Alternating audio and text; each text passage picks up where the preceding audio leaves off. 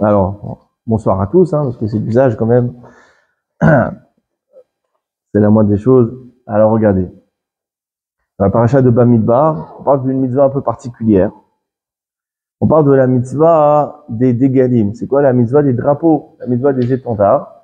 Les bénis Israël, pendant les 40 ans qu'ils étaient dans le désert, ils campaient pas de manière sauvage, de manière anarchique. Il y avait un ordre, une disposition particulière. Comment camper justement dans le désert? Alors regardez le passage qui dit ainsi: Vaidaber Hashem el Moshe ben Aaron est mort. Hashem a dit à Moshe et à Aaron en ces termes: Ish adiglo beotot levet avotam yahanu ben Israël. Chaque homme devra camper sous sa bannière. C'est un commandement. Beotot levet avotam, par rapport beotot au signe que j'ai fixé pour les maisons de leur père. Yahanu ben Israël, ainsi camperont les bénis Israël. Meneged saviv moed yahanu, autour. Bonsoir. Autour de la tente d'assignation et devront camper. Ok, de là on apprend cette mitzvah des dégalim, la mitzvah de camper autour d'étendards particuliers. Alors, le pasouk, là-bas, la paracha dans Bamidbar, elle précise, et réellement il y avait 4 dégalim, il y avait 4 étendards. Ouais. Le premier, il était du côté est. D'accord? C'était le campement qui était régi par l'étendard de Yehuda. C'était la tribu principale. Et il y avait l'étendard avec le drapeau qui représentait Yehuda. Et il y avait des sous-tribus, d'accord, des sous-tribus qui campaient sous cet étendard. Il y avait la tribu de Issachar et Zevulun. Ça, c'était à l'est. D'accord. Maintenant, il y avait un deuxième étendard qui se trouvait au sud. C'est celui du campement de Réhouven. C'était la tribu principale. Et les sous-tribus, c'était Shimon et Gad. Ça, c'était au sud. Maintenant, à l'ouest, il y avait le drapeau de Ephraïm. Et Shimon et Gad, c'était... C'est après. C'est les deux qui se soutenaient? Non, c'est pas eux. Non, c'est après. C'est ce qu'on va voir après. Là, ici, on parle du côté ouest.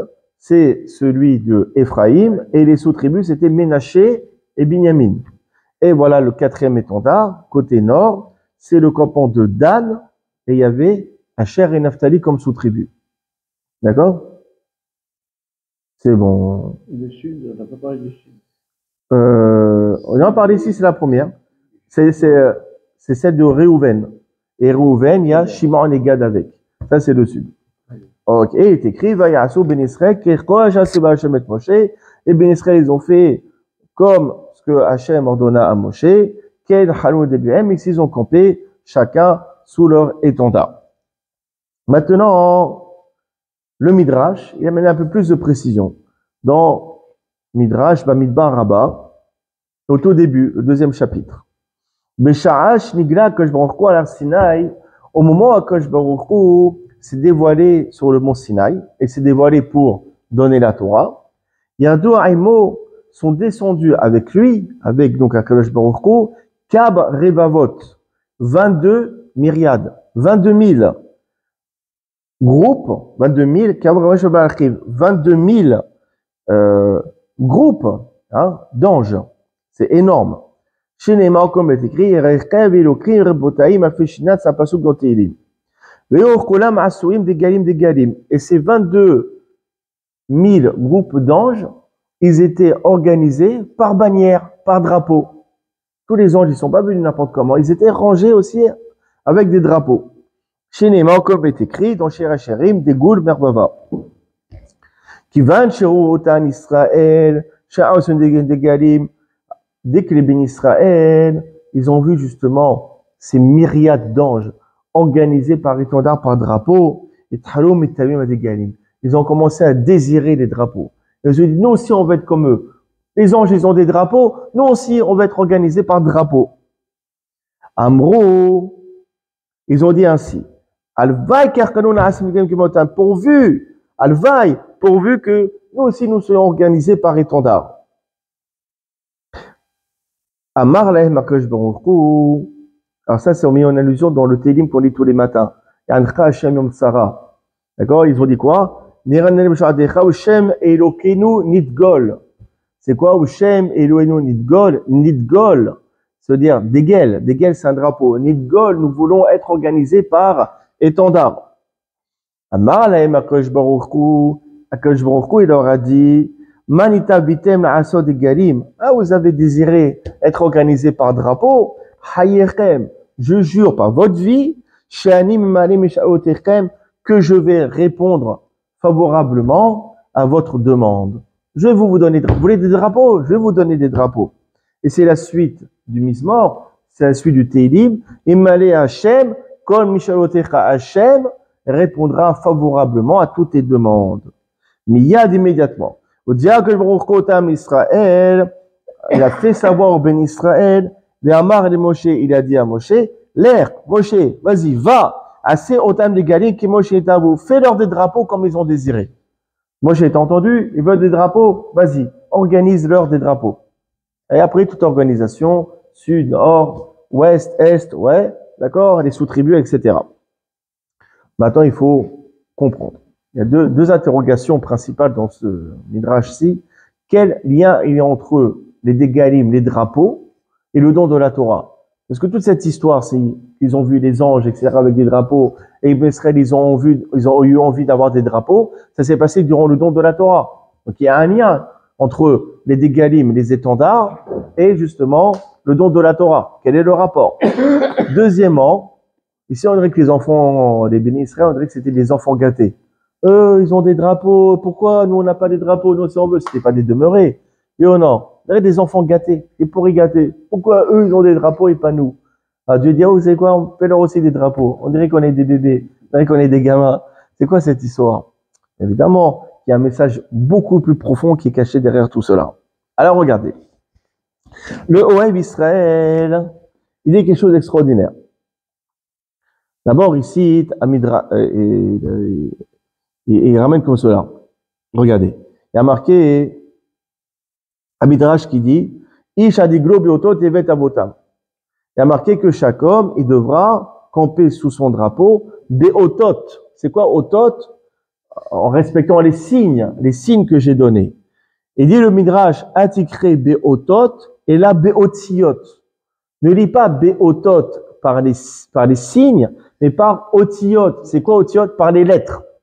Chaque homme devra respecter non pas les signes que j'ai donnés, mais les lettres que j'ai inscrites. Les fiqar, c'est pour cela. Amar Bilam, il a dit, Ma'ikov le kavoel, comment je peux maudire celui que Dieu n'a pas maudit? On comprend rien de ce midrash. Ça veut dire quoi? On parle pas de signes, mais on parle de lettres. Et pourquoi on nous sort Bilam en plein milieu? Aucun sens logique, aucun lien logique dans ce midrash. Il faut donner un sens. Alors, le Ohev Israël dit quelque chose d'extraordinaire. Et c'est ce qu'on avait étudié ensemble. Regardez. Voilà, alors j'ai fait un petit dessin pour que ça soit justement beaucoup plus simple à comprendre. Regardez. C'est très facile. Vous avez ici les noms des patriarches. Abraham, Israël, Yaakov, oui ou non? Regardez ce que Dieu a fait. On a dit que ces drapeaux, il faut pas les appeler des signes, mais des otot, mais des otiyot, des lettres. D'accord? Des lettres. Ok. C'est-à-dire que sur ces drapeaux, il y avait des lettres qui étaient inscrites dessus. Alors regardez. On prend Abraham, Israël, Yaakov. On prend la première lettre de Abraham, c'est le Aleph.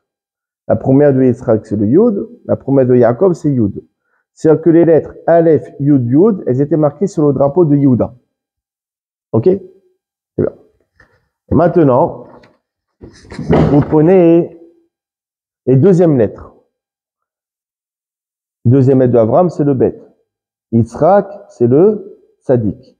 Yaakov, c'est le Aïn.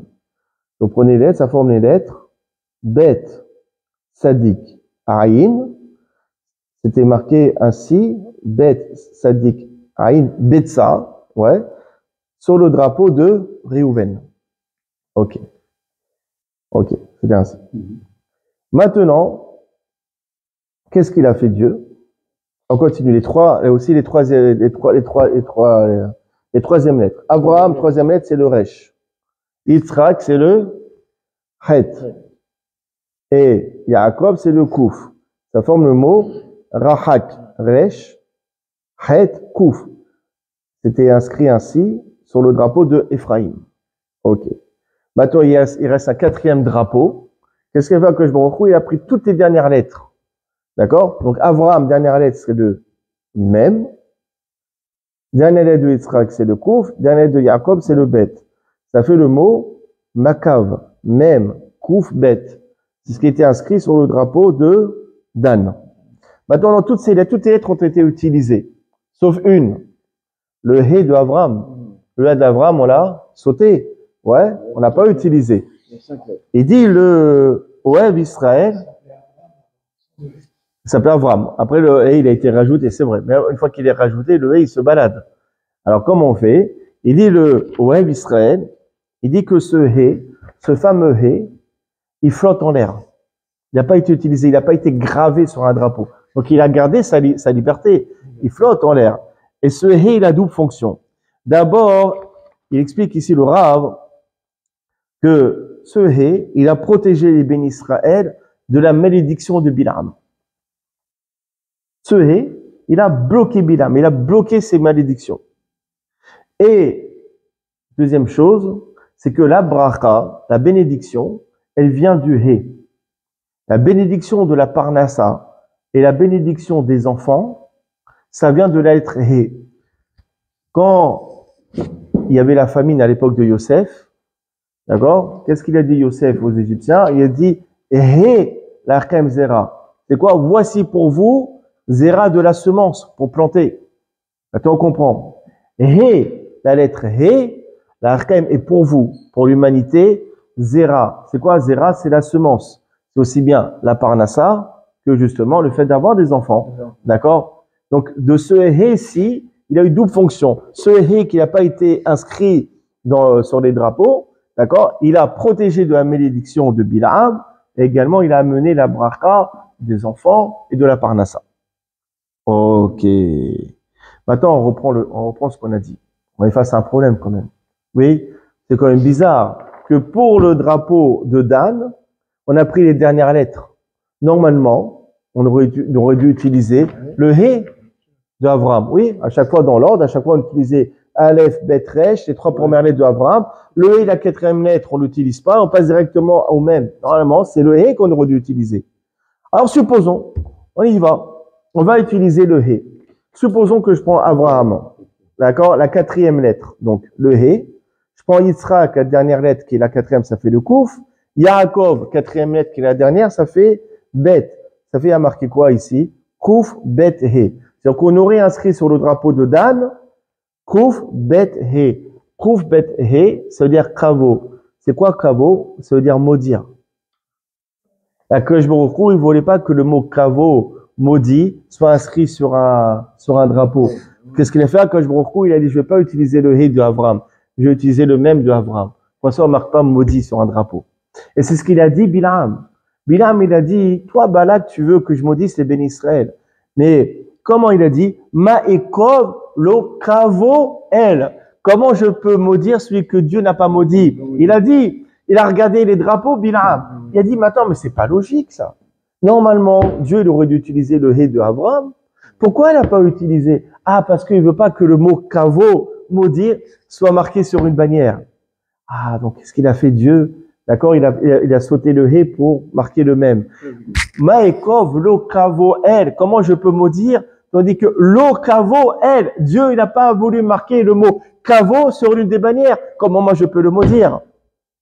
Est belle ou pas? Maintenant, tu comprends le midrash.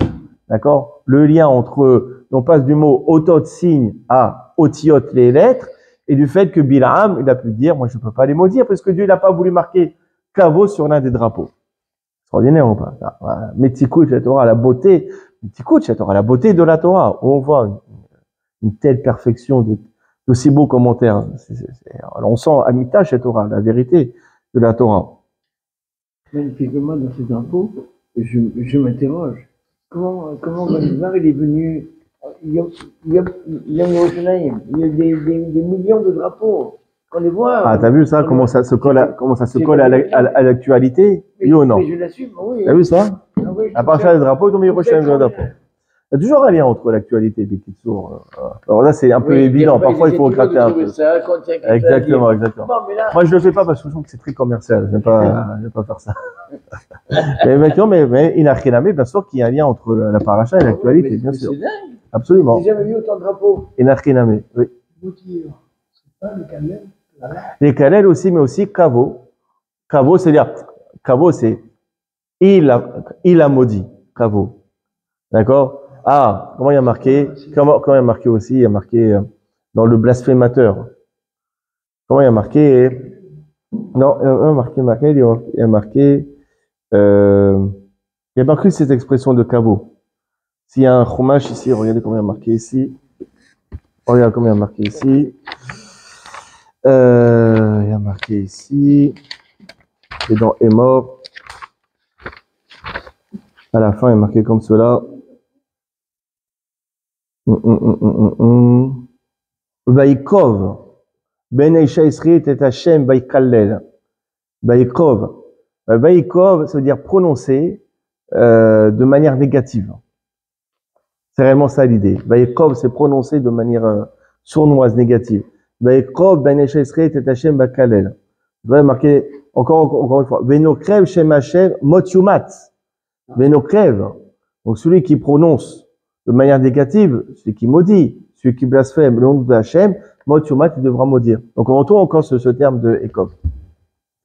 Maintenant, il y a un très beau commentaire du Marsha. Vous voyez comment il explique le Marsha?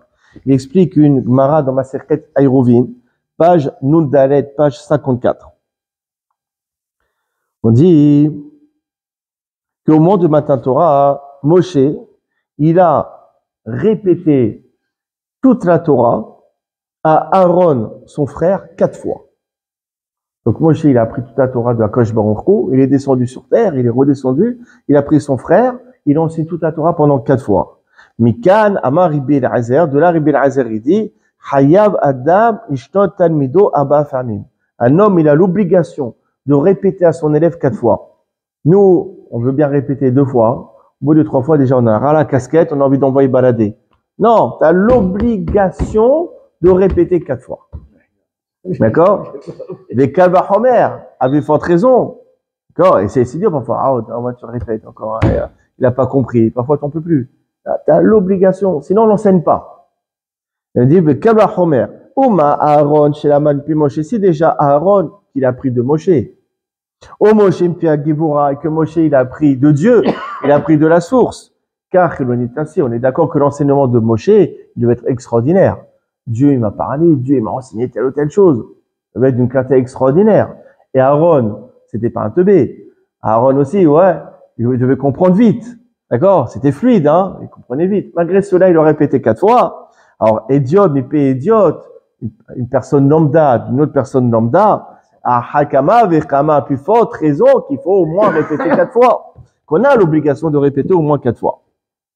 Maintenant, pourquoi 4 fois? Vous savez, dans Masechet Nedarim, page Samerbet, page 62, on parle qu'il y a 4 manières d'étudier la Torah. C'est-à-dire qu'il faut adopter 4 états d'esprit fondamentaux pour étudier la Torah. Regardez. Assez devarim et shem parolam. Fais les choses, les shem parolam, au nom de leur patron. C'est quoi? Fais les choses, les shem shamaim. Tu dois faire Torah et mitzvot. C'est le Shem Shamaim. Ne fais pas, regardez, je donne à la tzedaka. Regardez, prenez-moi en photo, hein. Regardez-moi, je suis en train de distribuer des choses pour les pauvres. Prenez-moi en photo, hein. Ça va être posé sur Facebook. Regardez tout ce que je fais. Non. Les Shem Shamaim. Fais-le pour Dieu. Pas pour te donner une image. Mais dis Berbaem Lishmam. Et lorsque tu étudies, lorsque tu parles de Torah, fais-le aussi Lishmam. Peu leur nom. Ne fais pas pour passer pour un grand hakam.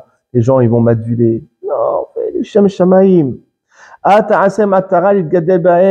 N'utilise pas les paroles de Torah comme une couronne pour te grandir d'eux. N'utilise pas la Torah pour qu'on t'appelle Rabbi ou Monsieur le grand rabbin. Non, n'utilise pas la Torah comme une couronne. Il ne les utilise pas comme une pelle pour creuser avec. N'utilise pas les paroles de la Torah comme un outil de travail. D'accord? Donc ça. Une fois que tu as assimilé ces quatre qualités, là tu peux étudier la Torah. Alors regardez, là aussi il y a un dessin. Il nous dit le marcha, on l'avait aussi étudié ensemble, Monsieur Jackie, d'accord, qui a 4 lettres. On retrouve la lettre Lamed. C'est quoi le Aleph? Dans Aleph, il y a le Lamed. Comment on écrit Aleph? Aleph, Lamed, P. Le Gimel, on entend aussi le Lamed. Gimel, même Lamed. Dalet, il y a le Lamed aussi. Dalet, Lamed, Tab. Et le Lamed, par définition, il y a le Lamed. Je vous apprends rien. Ok.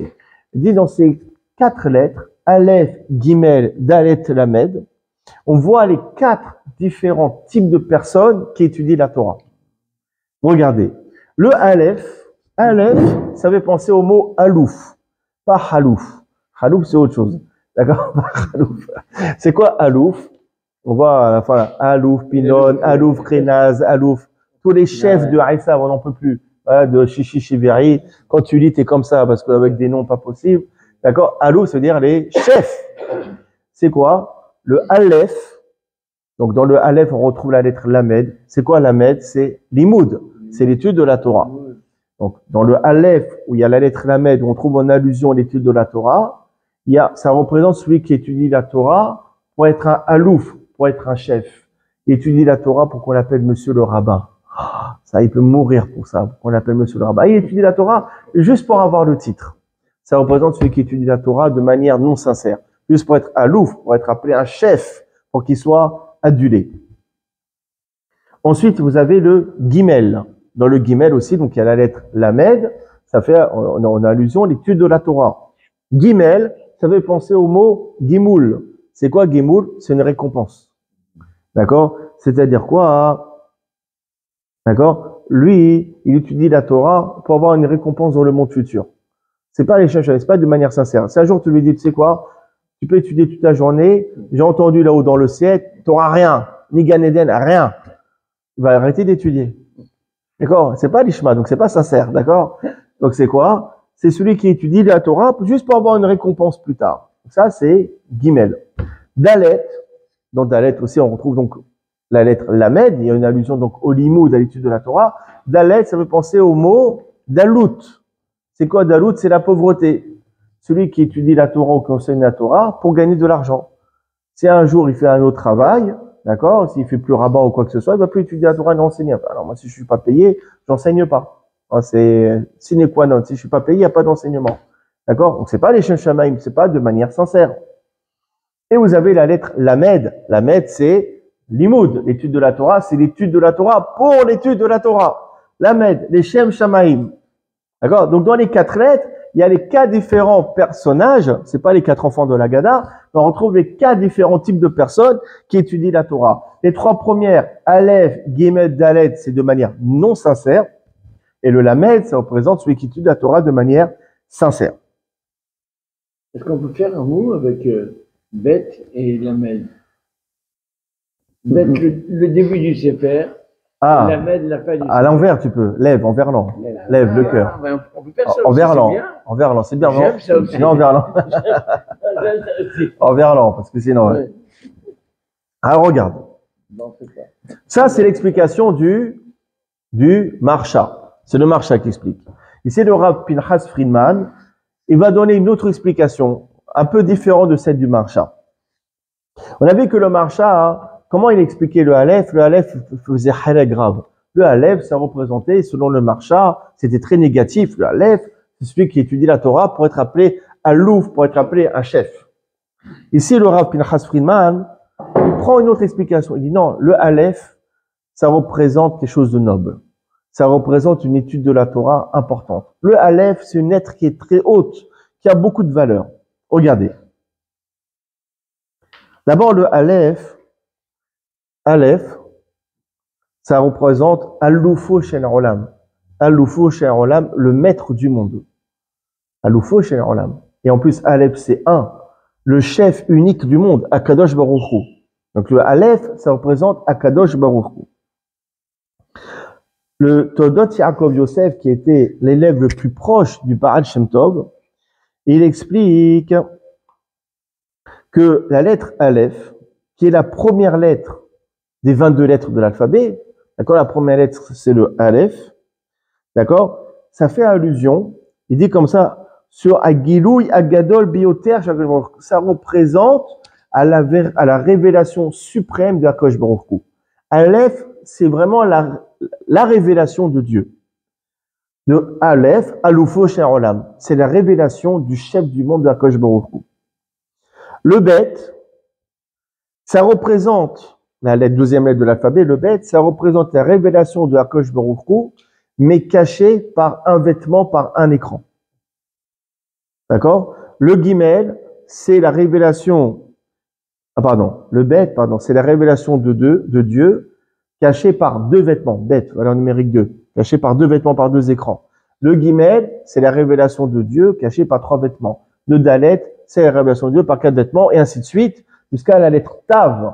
Bon, le Tav, c'est le plus grand éloignement, d'accord, de la lumière de Akadosh Baruch Hu. C'est la lumière d'Akadosh Baruch Hu la plus cachée. C'est la lumière de Akadosh Baruch Hu cachée par 400 vêtements, le Tav. Ok. Donc, on voit que le Aleph, ça représente la révélation totale. C'est la plénitude, c'est la révélation totale de Akadosh Baruch Hu. Le Meor Anaïm, il va très loin, hein. Il explique, on s'est tous posé la question, pourquoi le début de la Torah commence par la lettre Bet, Bereshit? Normalement, la Torah devrait commencer par la première lettre Aleph. Il explique, Meor Anaïm, quelque chose de très profond. Il dit, dans Bereshit, on parle de la création du monde. On dit, si Akadosh Baruch Hu, il avait créé le monde par le Aleph, d'accord? Aucune existence n'aurait pu exister.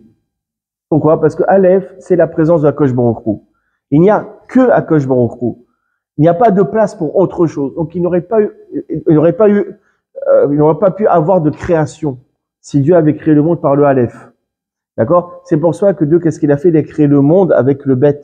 Il a utilisé le Bet. Parce que le Bet, c'est la révélation de Akadosh Baruch Hu, mais masqué par deux vêtements. À partir de là, il y a de la place pour autre chose. Il y a de la place pour de la création. C'est l'explication du Meor Anaïm. C'est très fin comme explication. D'accord? Et c'est pour ça que la Torah commence par le Bet et non pas par le Aleph. Donc on voit ici la grandeur du Aleph. Comme quoi le Aleph, c'est une lettre qui est vraiment très forte, qui représente énormément de choses. Une autre preuve de la grandeur du Aleph, dans Tikkun Zohar. Tikkun Zohar, il dit, vous voyez le Aleph, comment il écrit? Comment on écrit le Aleph? Il y a une barre comme cela au milieu. C'est un Vav. Un Vav, ok? La valeur numérique du Vav, c'est quoi? C'est 6. Il y a un petit Yud en haut et un petit Yud en bas. Yud à chaque fois, c'est 10. Ça fait 2 fois 10 plus 6, ça fait 26.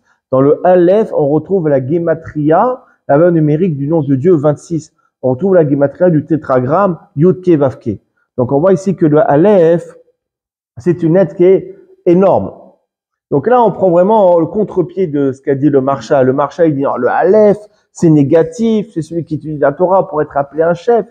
Là, le Rav Friedman, il change. Non, le Aleph, c'est quelque chose de très noble, au contraire. Il dit que le Aleph, contrairement à ce qu'il dit le Marsha, le Aleph, ça représente celui qui étudie la Torah, les Shem Aloufo Shen Olam, pour se rapprocher du chef du monde, pour se rapprocher de Akadosh Baruch Hu. Le Aleph, ça représente celui qui étudie la Torah, les Shem Shamaim. D'ailleurs, Aleph, il dit plusieurs fois le Ben Ishraï, ça fait penser au mot Utpan. Utpan, c'est quoi? C'est étudier. C'est l'étude pour l'étude. Les Shem Shamaim, le Aleph. Ok. Alors maintenant,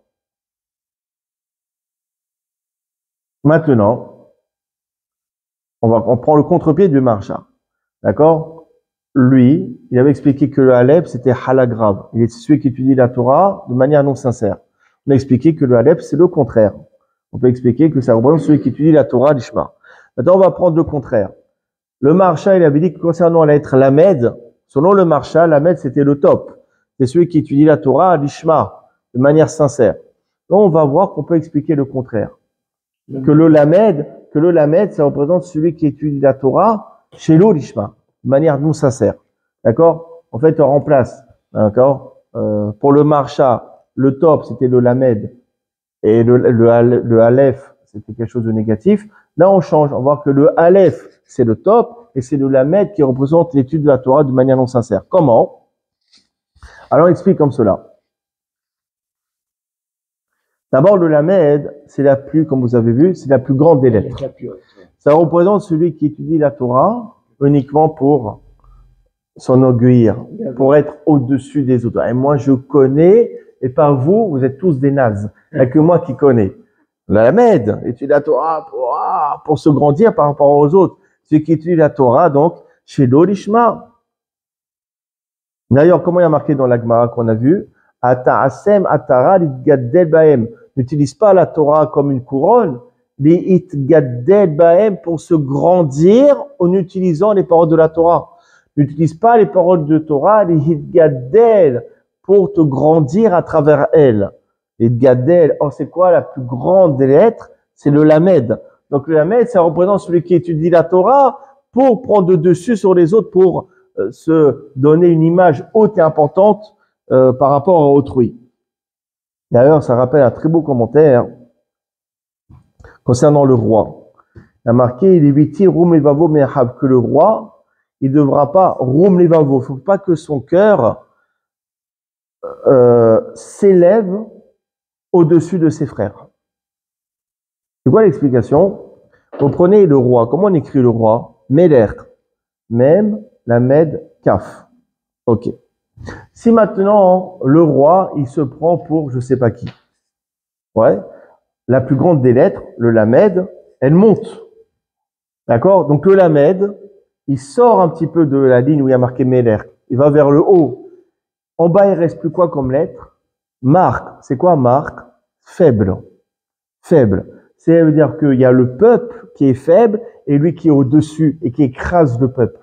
Kadosh Baruch Hu, il veut pas ça. Kadosh Baruch Hu, il veut que le roi, il soit, en regardant son kavod, mais qu'il soit à égalité avec le peuple. Il faut qu'il l'unifie justement les différentes couches justement de la société. Meler, il est entre le même et le kaf et le lamed. Il y a le pauvre, mais au milieu du pauvre, il y a la grandeur du roi. Il faut qu'il arrive justement à fédérer justement tout le peuple, en se mettant à égalité avec tout le monde. C'est ça, Meler. Il ne faut pas que son lamed il soit au-dessus et qu'il lui et le reste du peuple. Il faut qu'il soit avec le peuple à égalité pour fédérer justement toute cette société. C'est pas mal ou pas? Bon, ça, quand tu es au-dessus, tu as une responsabilité. Il faut être avec le peuple à égalité, avec son kavod, c'est important. Il faut être. Ok, donc ça c'est une explication. Maintenant, on va essayer d'affiner un peu notre propos.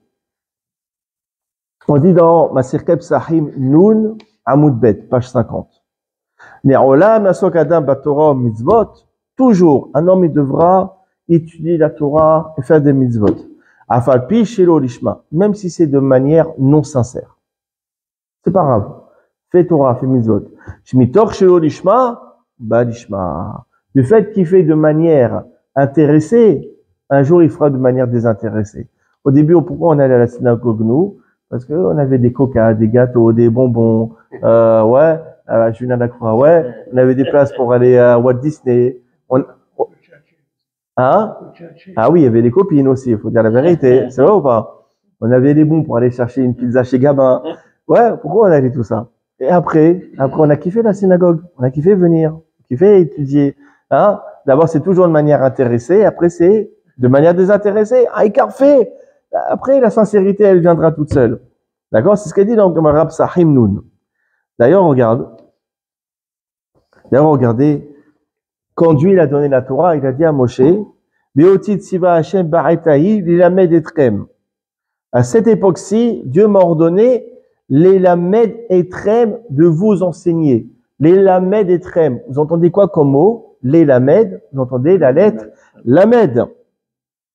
Lilamed Etrem, ça veut dire, ça fait en allusion les différents types d'études. Tu vas enseigner au Béni Israël, les Lamed Etrem, les différents types de limoud, les différents types d'étudier la Torah. Tu vas enseigner la Torah pour celui qui veut être appelé Monsieur le Grand Rabbin. Tu vas enseigner la Torah pour celui qui va avoir une récompense. Tu vas enseigner la Torah pour celui qui veut gagner de l'argent. Enseigne la Torah, enseigne à ces différents types de personnes et apprends-leur comment étudier la Torah de cette manière. C'est pas grave. Attends, comment que je me retrouve? Tu me demandes d'enseigner la Torah. Comment on va apprendre la Torah de manière intéressée? Dieu dit c'est pas grave. Apprends-leur d'étudier la Torah de manière intéressée. C'est pas grave. Pourquoi? Parce qu'au début c'est intéressé, après ça devient de manière sincère, désintéressé. C'est ça, les lamed etrem. Dieu m'a ordonné, les lamed etrem, de vous enseigner les différentes motivations qui pourraient nous pousser à étudier. C'est pas mal ou pas? Ah oui. Ah, maintenant, on va comprendre ce qu'il a dit le Midrash. Regardez. On dit, moi, quand je me donc il s'est dévoilé sur le mont Sinaï, il y a eu des 22 000 groupes d'anges qui sont venus avec des galim, avec des drapeaux. Des galim, c'est des drapeaux au pluriel. D'accord? Comment on dit un drapeau au singulier? Dégel. Dégel, dans Dégel, on retrouve quoi? On retrouve les lettres Dalet, Gimel, Lamed. C'est quoi Dalet, Gimel, Lamed? Ce sont les trois lettres qui représentent les trois types de personnes qui étudient la Torah de manière intéressée, de manière non sincère. Dégel, c'est quoi? Dalet, celui qui est pauvre, Dalut, étudie la Torah pour gagner de l'argent. Gimel, Gimoul, c'est pour recevoir une récompense. Et le Lamed, celui qui étudie la Torah pour être grand par rapport aux autres. Donc, Dégel, drapeau, ce mot est formé par les trois lettres qui représentent les trois types de personnes qui étudient la Torah de manière totalement intéressée. Or, les anges, ils sont venus avec justement ce drapeau, avec ces drapeaux, avec ces Dégel. Or, les anges, est-ce qu'ils peuvent pratiquer Torah et Mitzvot de manière intéressée? Les pauvres, ils ont besoin d'honneur. Est-ce qu'ils ont besoin d'argent? Est-ce qu'ils ont besoin de récompense? Non, ils sont programmés pour faire la volonté de Dieu. Comment on dit? Kulam Auvim, Kulam Birurim, Kulam Giborim, Kulam Kedoshim. Les anges, ils sont totalement aimants, ils sont clairs, ils sont forts, ils sont saints. Ils font avec frayeur la volonté de leur Créateur. D'accord? C'est-à-dire que les anges, ils ne font Torah et Mitzvot que l'Ishma, que de manière sincère, ils ne peuvent pas faire autrement. Et maintenant, tu comprends le Midrash, tu comprends, il prend une autre tournure. Les bénis Israël, ils ont vu les anges, avec quoi? Avec ce déguel, avec ce drapeau. Ils ont dit, mais c'est incroyable. Quelle beauté ils ont les anges. Ils ne peuvent faire la volonté de HaKadosh Baruch Hu uniquement l'Ishma, uniquement de manière sincère, uniquement les Shem Shamaim. C'est ça qu'ils ont désiré. Ils n'ont pas désiré des drapeaux. Ils n'ont pas dit, ah, ils ont des drapeaux, nous aussi on veut. On n'est pas à la cour d'école, on ne parle pas de gamins. Ils ont dit, qu'est-ce que c'est beau, les anges, ils peuvent servir Dieu que de manière sincère, de manière désintéressée. Nous aussi, on veut avoir cette qualité.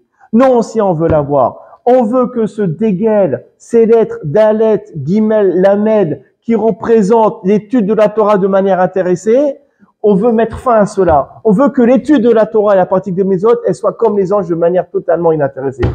Totalement les Shem Shamaim. C'est ça qu'ils ont désiré des bénis Israël. Pas extraordinaire. Et le Midrash, on est passé de petits enfants, un petit peu avec des gamineries qui étaient jaloux, on arrive à une aspiration qui était totalement profonde, qui était aspirée à Seigneur Akadosh Baruch Hu et Shem Shamaim. Maintenant, on comprend. Qu'est-ce qu'il a fait à Akadosh Baruch Hu? Il a dit, ok, il n'y a pas de problème. Je vais vous donner la faculté, la force de pratiquer Torah et Mitzvot de manière sincère. Comment? Atikre ve'otot et la be'otiot. Ne lis pas des signes, mais lis des lettres. Je vais graver dans ces drapeaux des lettres. Et c'est quoi ces lettres? Ce sont les lettres des patriarches. Or, les patriarches, comment ils servaient à Akadosh Baruch Hu? Les Shem Shamaim, de manière sincère, de manière désintéressée. Comme on dit dans le Moussaf des trois fêtes, on dit Bigdal Avot She'asur et Sonecha, fais-le pour nos patriarches, She'asur et Sonecha, qui ont fait ta volonté de manière sincère. Donc, Akadosh Baruch Hu dit, il n'y a pas de problème. Je vais vous prendre ces trois lettres d'Egel qui représentent ceux qui étudient la Torah de manière intéressée, mais je vais graver les lettres justement des patriarches de sorte qu'il n'y aura qu'une seule manière de servir à Kadosh Baruch Hu, c'est les Shem Shamaim de manière sincère et désintéressée. Voilà. Baruch Adonai Olam, Amen ve Amen.